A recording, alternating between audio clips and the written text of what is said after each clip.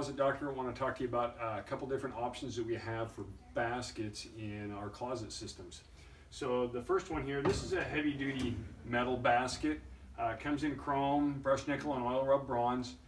And it's on full extension drawer slides basically. So it slides in and out nice and easy, has the scoop front there. It can be taken out and put back in, but it does require two hands to do that. So most of the time I recommend that one stays in.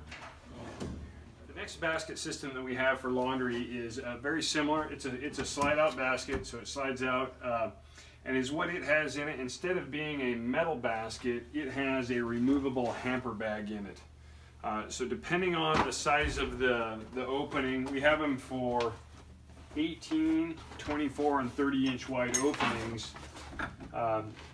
We have different size bags that go in there. So the 24 and the 30-inch opening have two bags in it. You know, the 30 will have a bigger bag and a smaller bag. The 24 has the two small bags and it slides in and out. Requires a little bit more height than about 4 more inches height than the metal basket that I showed you earlier. But also a good option if you're looking to take stuff in and out to the laundry room.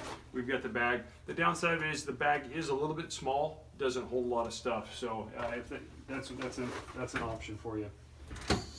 Okay, and then the third option we have for baskets is when we do a floor mount system like this, we can do a tilt out basket, and what that allows it for is it tilts out, and we can do either the double bag style hamper in it, or we have one large metal wire basket that can go in there, and then it's on a hinged door, and so it tilts forward. You can put your laundry in it, close it.